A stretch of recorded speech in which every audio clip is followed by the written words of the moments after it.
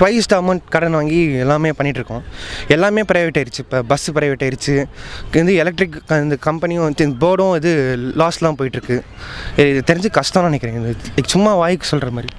அவர் தமிழ்நாட்டில் வெற்றி பெறுவது எப்படி அப்படின்றத படிச்சுட்டு வந்திருக்காருன்னு நினைக்கிறேன். சும்மா அவர் சொல்கிறது எல்லாமே பார்த்தீங்கன்னா முன்னாடியே சொன்னது இல்லை, எப்படி வச்சு கவர் பண்ணலான்ற மாதிரி தான் இருக்குது தவிர அவருக்கு சொந்தமாக ஐடியாலஜி வச்சு பேசுகிறாரு. அவருக்கு ஏதாவது சாதிக்கணுன்ற மாதிரி இருக்கா தெரியல. சும்மா அவர் வந்து ஒரு பவர் பொசிஷன், அவர் படங்களே நம்ம பார்த்தா அப்படி தான் இருக்கும்.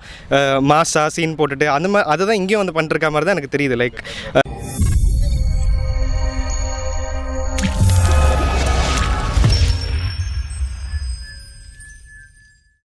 நான் விஜய் வந்து 2500 கொடுக்குறேன்னு மகளிருக்கு.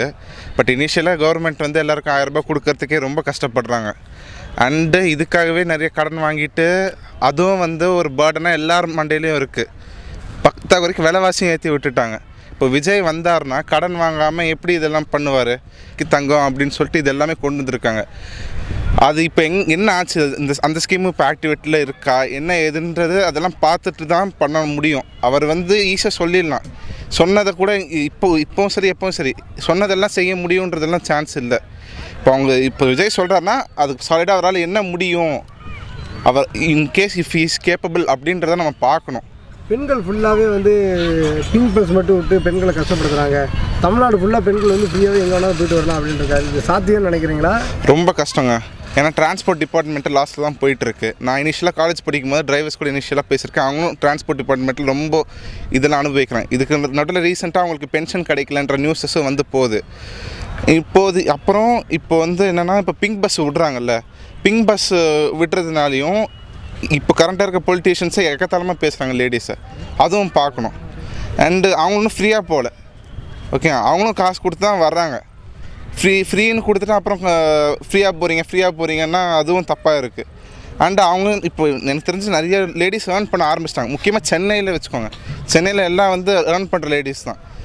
பின்ன எதுக்கு பிங்க் பஸ் விடணும்? ஏன்னா வேலிட். ஏன்னா இன்னொன்று பிங்க் பஸ் கூட புது பஸ்ஸஸில் அதெல்லாம் விடுறதில்ல. பழைய ரொம்ப டேமேஜான வண்டியில் தான் விடுறாங்க. அதுக்கு மக்கள் சண்டை போட்டு போகிறது இது எல்லாமே இருக்குது. ஸோ அதனால் வந்து பிங்க் பஸ் விட்றாங்கன்னா இன்னும் கொஞ்சம் யோசிக்கணும். டிரான்ஸ்போர்ட் டிபார்ட்மெண்ட்டை லாஸ் வந்து கொண்டு வரது மூலமாக இவங்க அச்சீவ் பண்ணுறாங்கன்னா அது குட். பட் இருக்கிற லாஸஸை இன்னும் பேர்டன் அதிகமாகிட்டே போனாங்கன்னா இன்னும் கஷ்டம் தான். தமிழ்நாடு டெரிட்டரி ப்ரொடெக்ஷனே இல்லை. ப்ரொடெக்ஷன் கொடுக்குறது தான் என்னோடய மொதல் வேலை அப்படின்னு விஜய் சொல்லியிருக்காரு. அது வந்து ஓகே 50-50 ஒத்துப்பேன் நான். ஏன்னா ப்ரொடெக்ஷனே இல்லைன்னா இன்னும் க்ரைம் ரேட் ஏறி இருக்கும். பட் முன்னதோட இப்போ க்ரைம் ரேட் வந்து கொஞ்சம் அதிகமாக வந்து போயிட்டு தான் இருக்குது. அண்டு இன்னொன்று என்னென்னா நியூஸஸ்லேயும் சில விஷயத்தை கவர் பண்ணுறதில்ல. இப்போ ரீசெண்டாக கூட லேட்டாக தான் கவர் பண்ணாங்கன்னு நினைக்கிறேன். ஒரு 10 பேர் வந்து ரோட்டில் போகிறவங்கள வெட்டிட்டாங்க அப்படின்றது. அண்ட் இன்னும் ரீசெண்டாக வேறு ஒரு கேஸ் குழந்தைக்கெல்லாம் நிறைய ஆச்சு. கவர்மெண்ட் இன்னும் மானிட்டர் எடுக்கணும், பண்ணணும். சென்னையை தாண்டி இன்னும் நிறைய இடத்துல இந்த மாதிரி பண்ணால் பெட்டராக இருக்கும், கம்மி பண்ணலாம். போகிறாங்கன்னு இங்கே வந்து சும்மா டிஎம்கேன்னு எதிர்க்கிறாங்க, அவ்வளோதான். பட் என்ன பண்ண போகிறாங்க இன்னும் கிளியராக இன்னும் பிளான்லாம் ஒன்றும் தரல. எப்படி பார்க்குறீங்க இந்த மாதிரி வந்து இப்போ நேற்று வந்து அறிவிப்பு போட்டிருக்காரு, பெண்களுக்கு பாதுகாப்பு இல்லாத இது பண்ண போகிறோம், பெண்கள் வந்து தமிழ்நாடு ஃபுல்லாக சுற்றுப்பயணம் செய்யலாம், எங்கே வேணாலும் போகலாம், அதுக்கு வந்து காசு எதுவும் கொடுக்க வேண்டாம், திமுக ஆட்சி மாதிரி நீங்கள் வந்து ஒரு பஸ்ஸு பார்த்து பிங்க் பஸ் பார்த்து ஏற வேண்டான்ருக்காங்க, தங்கம் மோதிரம் கொடுக்க போகிறேன் அப்படின்னு சொல்லியிருக்காரு, 2500 கொடுக்க போகிறேன்ருக்காரு, 6 சிலிண்டர் ஒரு குடும்பத்துக்கு வருஷத்துக்கு கொடுக்க போகிறேன்ருக்காரு. இதை பற்றி என்ன நினைக்கிறீங்க? இதெல்லாம் சாத்தியம்னு நினைக்கிறீங்களா? இது வந்து லைக் சும்மா வாய்க்கு சொல்கிற மாதிரி இருக்குது. நிஜமானே சாத்தியமாக தெரில. ஆல்ரெடி நம்ம லாஸ்ட்டில் தான் போயிட்டுருக்கோம். இன்னும் லைக் இது ஏடிஎம்கே ஆட்சிக்கு அப்புறம் டிஎம்கே ஆட்சியில் இப்போ நம்ம ட்வைஸ் த அமௌண்ட் கடன் வாங்கி எல்லாமே பண்ணிகிட்ருக்கோம். எல்லாமே ப்ரைவேட் ஆயிடுச்சு. இப்போ பஸ்ஸு ப்ரைவேட் ஆயிடுச்சு.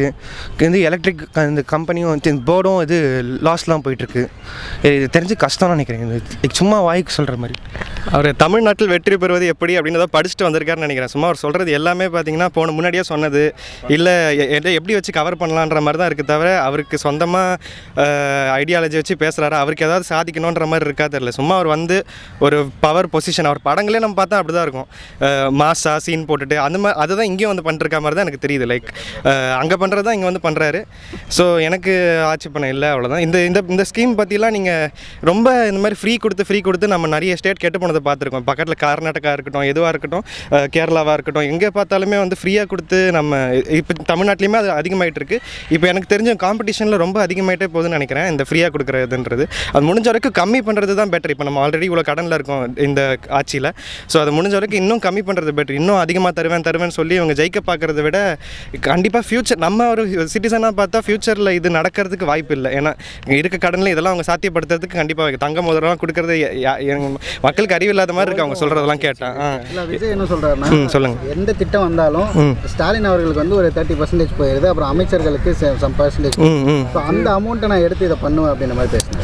இப்போ அந்த இது கரெக்டு தான். பிகாஸ் இங்கே வர இன்வெஸ்ட்மெண்ட் நிறையவே இவங்க கமிஷன் அடிக்கிறதுனால மற்ற ஊருக்கு போயிட்டு இருக்குது, அதுவும் நடக்குது. ஆனால் அது இன்வெஸ்ட்மெண்ட் முதல்ல வர வைப்பாரா ஒரு விஜய்? அந்த இதுக்கு எதுவுமே பேசலையே. நான் இவ்வளோ இன்வெஸ்ட்மெண்ட் கொண்டு வருவேன், இல்லை டிஎம்கேவாவது இவ்வளோ பண்ணுறாங்கன்னா அவங்க அடிக்கலாம்னு சொல்ல, ஆப்வியஸ்லி அவங்க அடிச்சு தான் இருக்காங்க. மாற்றம் வேணும் கண்டிப்பாக.